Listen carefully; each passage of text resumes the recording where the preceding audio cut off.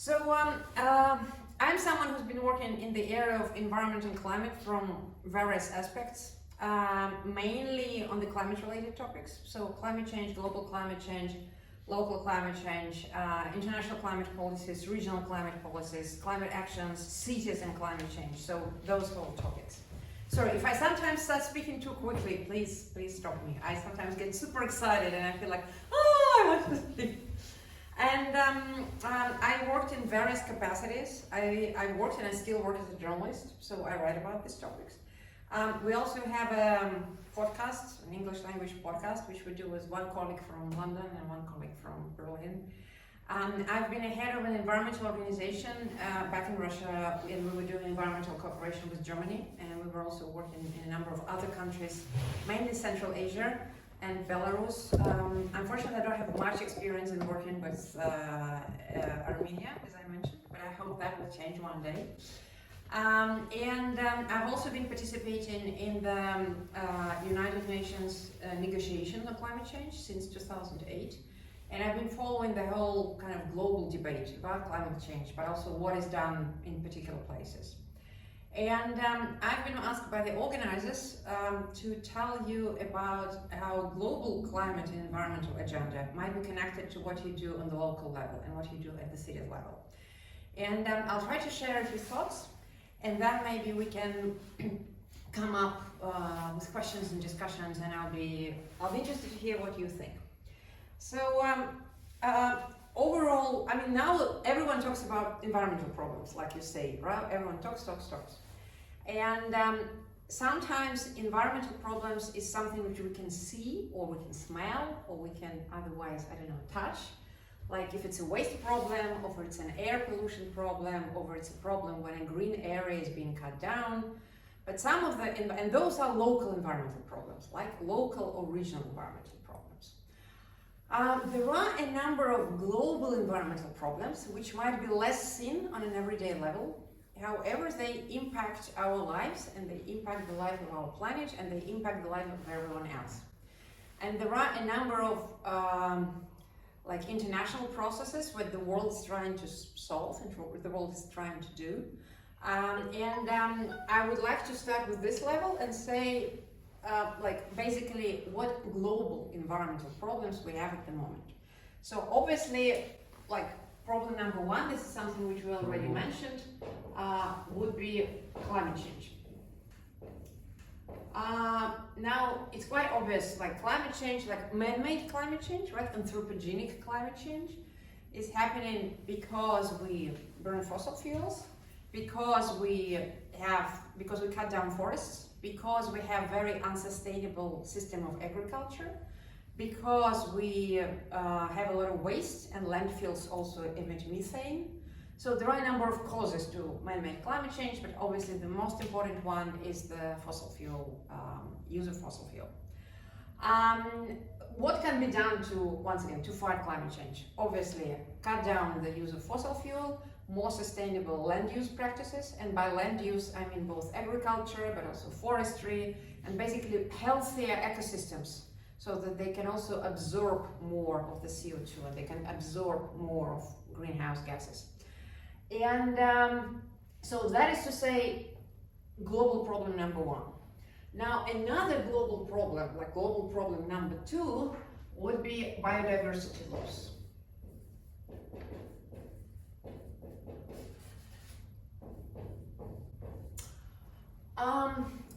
As with the climate change, in both of them, there's something which is a natural component. It happens in waves, right? You probably heard it and read it. Like climate has been changing in waves, and in various periods of Earth history, there were periods when the Earth was warmer and periods when the Earth was colder. What's happening now? The human component, what we do, disbalances the system and actually changes situation a lot. And this is why we call it like man-made climate change.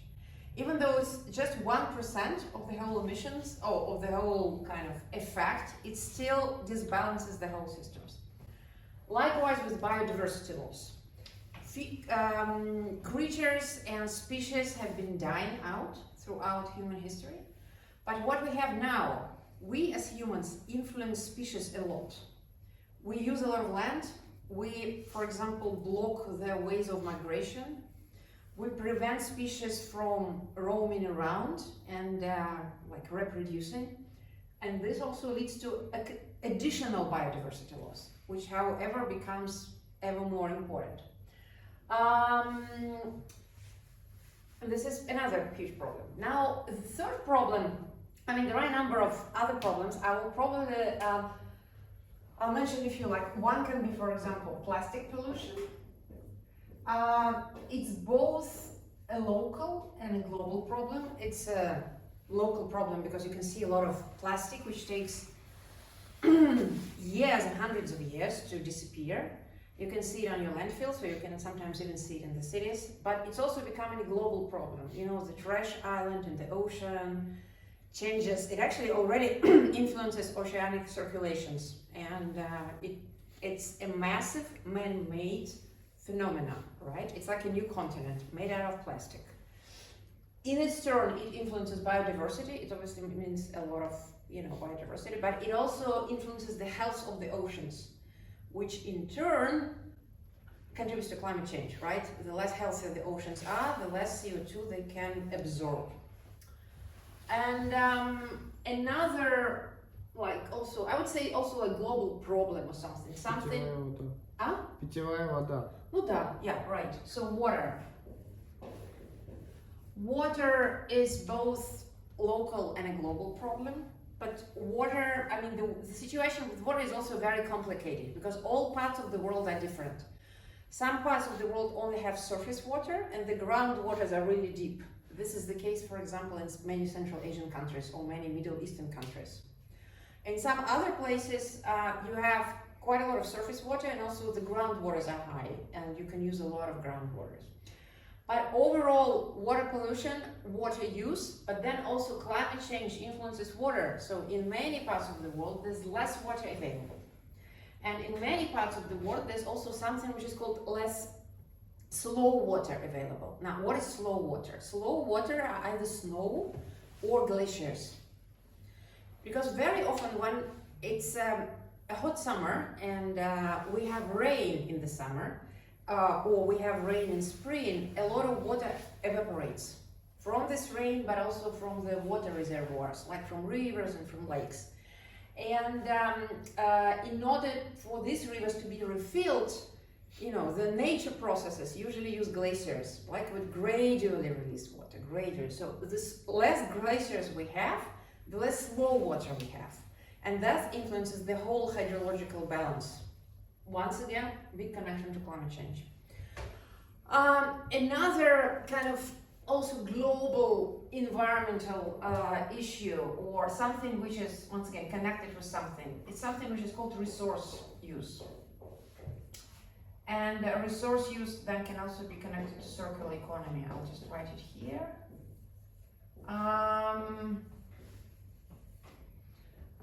So humans have been using a lot of resources for our economy, and various kinds of resources, not only fossil fuels, but also metals. Also land is a resource, trees are a resource. And most of our economy until now is being built as a linear economy, meaning we extract something, we process it, we produce something, then we deliver it somewhere, we consume it very quickly, and then we throw it away. So this is, so to say, the linear model of the economy. And unfortunately, that kind of system, it leads to overuse of resources, and it also leads to a lot of waste. Now, the new idea is that we have to switch to circular economy. And circular economy would be something which will make a circle. So we'll extract resources, we'll put the resources into production, but then within this stage, we might also have something which we now consider to be waste in the process of production, but maybe we can use it for production of something else. So basically the idea is to link everything so that there is no waste, so to say. So like get rid of the waste concept and make it more of a closed system, just like in nature, right? If we look at a forest without human interaction, waste of one creature is food for another creature. When one creature in the world, in the forest dies, be it a tree or an animal, they become food for someone else. Our economy functions differently. Like we produce a lot of material waste, which already becomes a problem, like plastic pollution, but also leads to connecting to biodiversity and then also connected to climate change, because in order to produce all of this, we emit a lot of emissions, but then we also create huge landfills, which also emit methane. Now,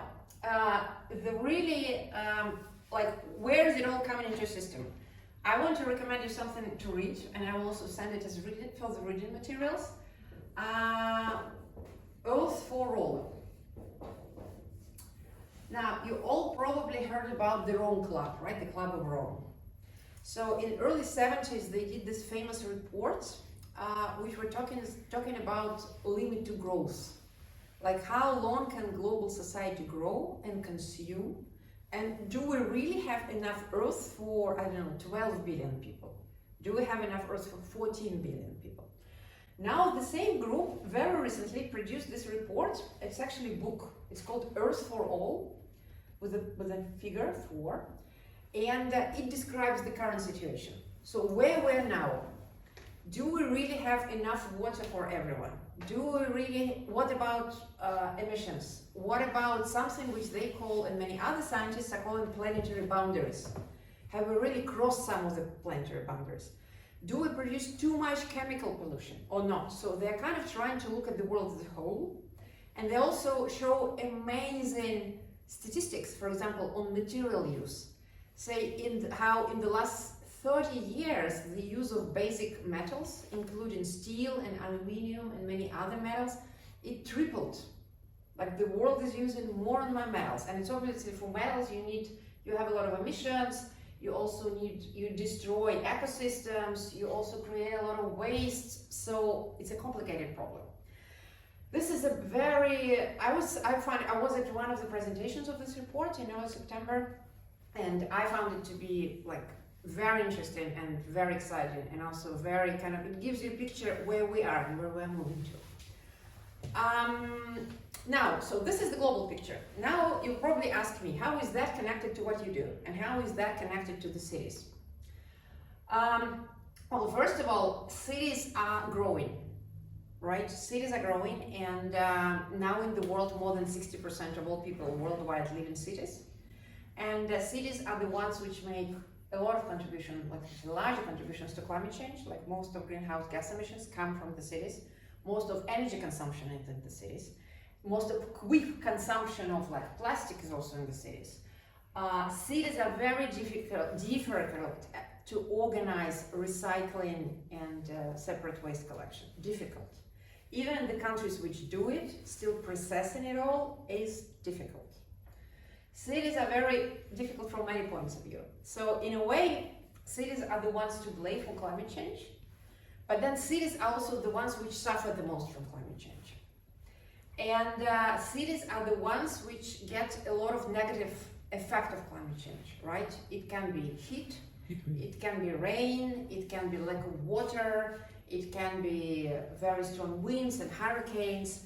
Whenever something like this happens in a city, it destroys a lot of infrastructure, or it makes the life much more difficult. And it obviously that cities are particularly vulnerable. Also like floods in the cities which are next to the sea. And so if we speak about climate change, right, and so if we have like cities here, so we would have on one hand greenhouse gas emissions, right? So cities produce a little greenhouse gas emissions, so the task is to lower them down. Second one, climate risks. So cities are particularly vulnerable. And so what needs to be done is something which is called climate adaptation strategies. Basically, adaptation. In all of these components, I mean, theoretically, and in the best case, public should also be participating. This is why we're also kind of bringing down more to the local level. So how cities can reduce, there'll be also number 3, but I will get back to it a bit later. So how cities can decrease their greenhouse emissions? Well, obviously, and also contribute to solving all of these problems. Obviously, thinking about energy, where the energy is coming from, how the energy is used, can there be energy efficiency, can there be renewable energy in cities, right? Second important sector, transport. What kind of transportation are out in the city? What kind of pollution is coming from a transport sector? What can be done? Both in terms of what kind of transport modes we have in the city, but what kind of fuel is being used, but also what kind of transportation management systems are out there in the city. What else is contributing to emissions? Waste. Waste is also connected with this problem, with resources problem, and it's also a question: do we encourage people to consume less of goods, like quick consumption, something which we buy and we maybe use only for a day or two and throw it away? Or how can we encourage this? And also, how can we encourage, for example, for people to reduce food loss, right, and food waste? It's also another huge issue. How we can encourage circular economy within the city, with everything which people buy and sell. But that's also in the end also all connected to greenhouse gas emissions. Now, risks, climate risks and climate adaptation. So many cities worldwide are now trying to analyze. So climate is changing, right? In some parts of the world, many parts of the world, summers are becoming very hot and like unbearably hot for people. It's actually, there were a few days this summer here when it was 38. I know it's hotter in Yerevan. I could not function in 38. I literally could not function. And here in Berlin, there's like very few air conditioners. And it's like, I was thinking, how people survive? It's, even when I was walking out in the street, the air was hot, the air which was blowing at me. And I was like, okay, I'm not a human being, like I cannot work, I cannot function, I cannot sleep. That obviously creates a question, how do we solve this? Do we actually buy more air conditioners, which also use a lot of energy and contribute to climate change, or do we solve it other ways? What about urban heat islands, right? It's something which many urbanists know, right? It's when the city is much hotter in summer than the surrounding areas because of the way the houses were built, because of the way the construction of the houses prevents air circulation, because there are not enough trees, right? And so this is also a whole question of, I'll probably start writing here, something like green infrastructure, green and blue infrastructure. It's a topic which many of you, I think, are also working on. And this is also a question, what do we solve with technology? And what do we solve with like technological issues? Or what do we solve with nature? What is all with natural solutions? Well, actually, now also at the national level, at the international level, when we speak about these two problems, very often these two problems come together, and there's something which is called, a solution, which is called nature-based solution. And it's basically,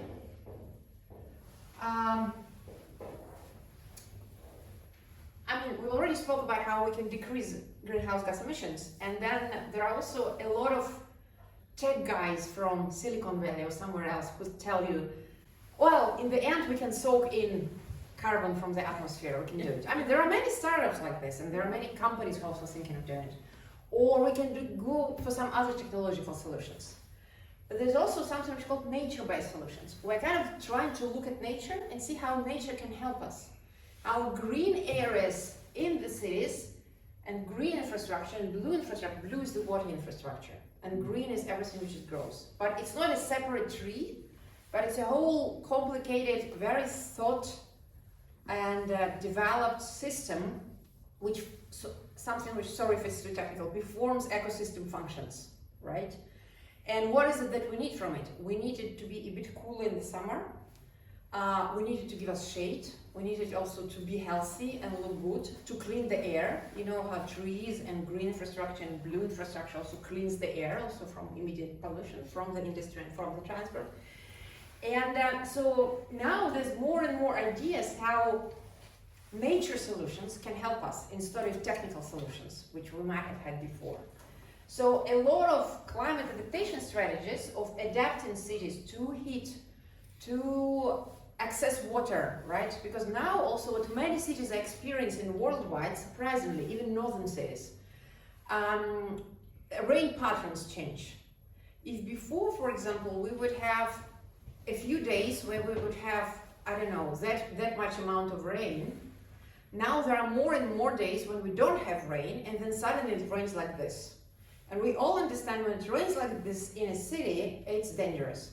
It's dangerous, it ruins infrastructure, it's not comfortable to walk through, it's actually literally dangerous, especially for the cars or for the transportation. So the question is, once again, how do we, first of all, estimate these risks, and what do we do to solve them? And likewise, even with the rain and even with the water, green and blue infrastructure can also come to help. Because this is, well, for example, natural, well, it's not like a wetland, but it's just a green area which can soak in a lot of water and then release it later. It's something which is much better than the asphalt, right? Which doesn't let water go through and then leads to floods, actually, or like over flooding. And this is why green and blue infrastructure is something you hear a lot about this day. And green and blue infrastructure is also part of the nature-based solutions. Nature-based solutions is much larger. Nature-based solutions is also about keeping rainforests or keeping other forests or keeping healthy ecosystems, but like large ones. But in terms of cities, it's usually green and blue infrastructure. And likewise, many other climate adaptation strategies, they are not only about natural solutions, they're also about administrative solutions, right? How do we help people during heat? How do we provide our infrastructure to be strong and sustainable and actually working throughout the strong winds or something? Like, how to evaluate these risks and what do we do about them? And another very important kind of third direction for the cities, what cities can do, so decreasing emissions, adapting to climate change, climate adaptation strategies. There's another third thing, which is called resilience. Now, resilience is a word which is very difficult to be translated in many other languages. In Russian, sometimes they translate it as резилиентность, устойчивость, жизнестойкость. Yeah. So basically, this word comes to us from the systems theory and complicated systems theory. Well, basically, a lot of what the ecologists are speaking, it's all about systems, and it's about complexity in systems. So any system which you might have, and that can be urban infrastructure, that can be human body is also a system, that can be a social network is also a system. So what the systems theory tells us is that we have the system, and then there's an negative impact, something bad happening to the system, like a blow to the system which breaks, okay, I'll probably draw it here. For example, we have a system of interconnectivity in various ways, and it might be functioning. And there are like flows and streams of resources or electricity, or also blood in our case, or other liquids in our case, or social interactions. Now, we have a large negative blow, and for example, this connection is broken, and this connection is broken. Now, the whole idea is, if a system is not resilient, so not this, it just breaks down, it doesn't function.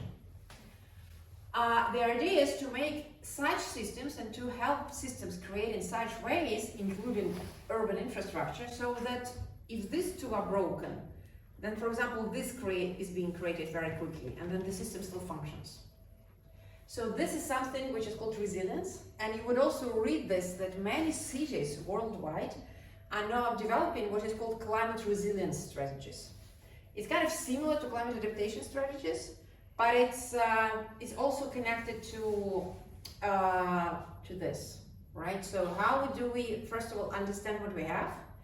How do we understand what the connections are? How do we understand when something negative comes in, like a heat or like a strong wind or heavy rain or something else? And how do we provide that the systems can be reorganized or reorganize themselves and then still provide resilience? Now, so these are like the three major elements how cities are connected to climate change, also partly also to biodiversity, and in the end also to all of these problems we were talking about. Now, ideally, as I mentioned, in every context and in every city, It's important that the public participates in all of this and takes part. Public participates, scientists participate, environmentalists participate, ecologists participate, and take part in all of this. What's also important, and I think what's also important for Armenia, if we look up at the international, also including climate level, now what's happening, for example, at the UN level? There are now at the UN level and also many other international development bank, international development organizations, there's a lot of climate, something which is called climate finance. What you probably know, I mean, for many years there was something which was called development finance, right? So money, international money, which was going for development purposes, for development of so-called, developing countries. And now we see more and more of climate finance merging with the development finance.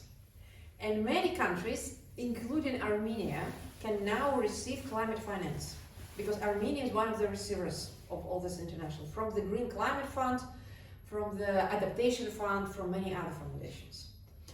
Also many international development bodies, they also create a lot of special programs which the countries can apply.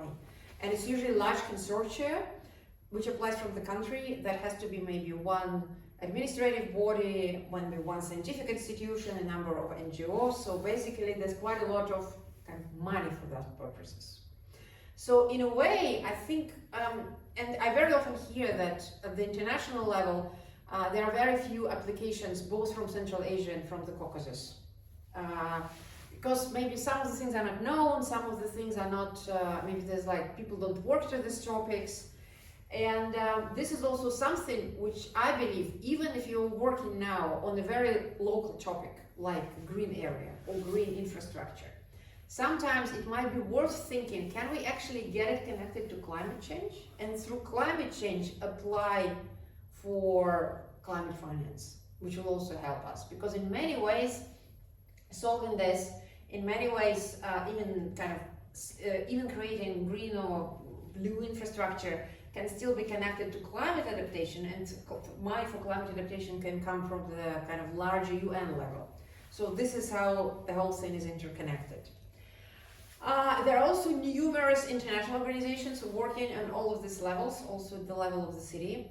And there are many, there are many trends happening all over the world where people in many cities are trying something.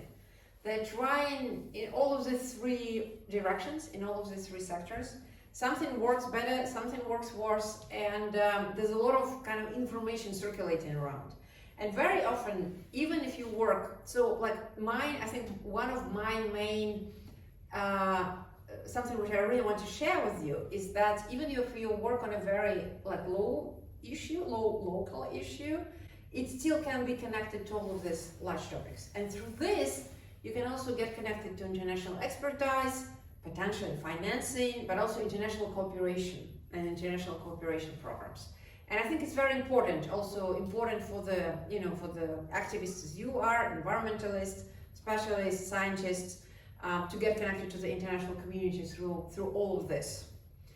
I have, and I will share them later through Grigori, some of the resources which I have, which can be potentially useful for you.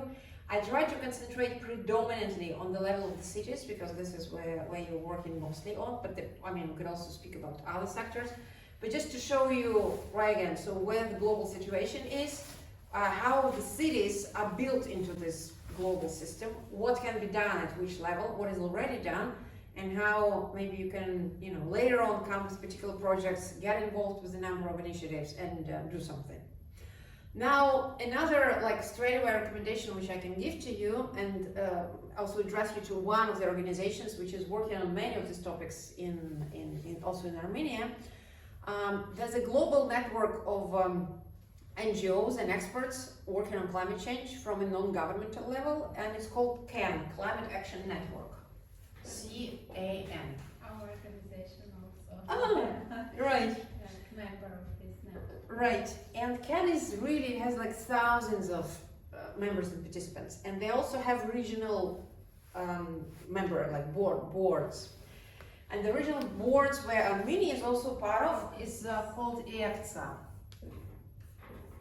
It's Eastern Europe, Caucasus, Central Asia. Right, you know. Yeah. You know Amalia probably as well, right? Yeah. Oh, say hi to her from Okay. me. Yeah. So can EECCA.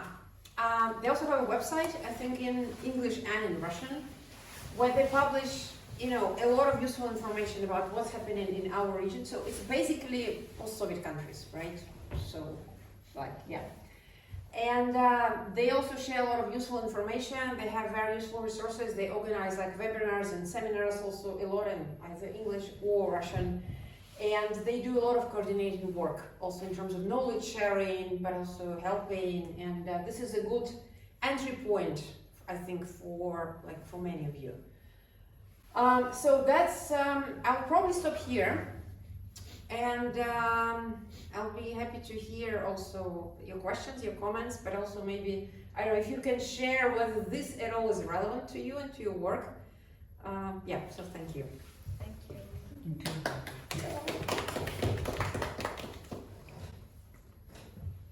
So you have some for me, experience. all relevant for me, for my activities. Mhm. And what is amazing that you speak about all these things in just several minutes, connecting all these things. It's very interesting how to do it quickly, yes, to connect all this information.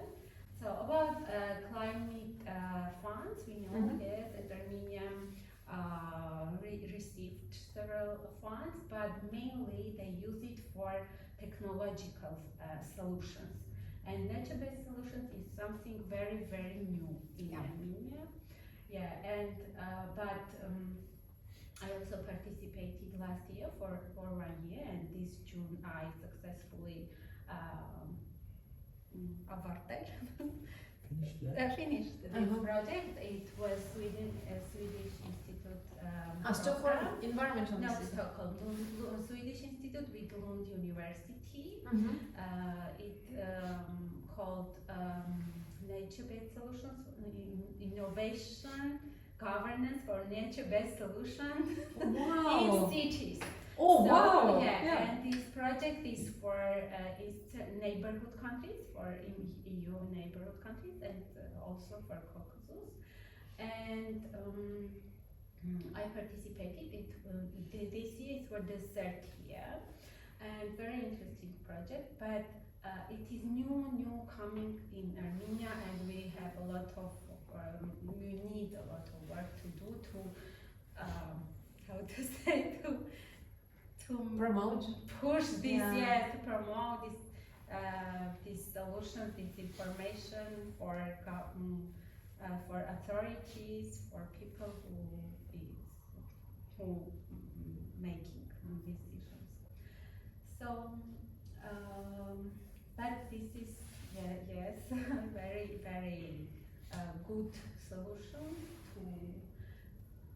to take from nature, yes, and to put in our life. Yeah. And what was your involvement again with Can Ekta? I am presenting also a public awareness and monitoring center NGO, and our NGO also a member of this net, but we're not so active than Amalia that they are very and clever. Hazer, Hazer, their organization. And they are very active organization and specialized in climate change issues. Right. And yes, I participated in several activities organized by them. Yeah, very interesting. Yeah. Well, that's good to hear, and that's also good to hear that you're working with all of these topics. You have to speak from how to say from me, oh, yeah, very interesting. Yeah, but in other more interesting way. Oh, I'm very happy to hear it.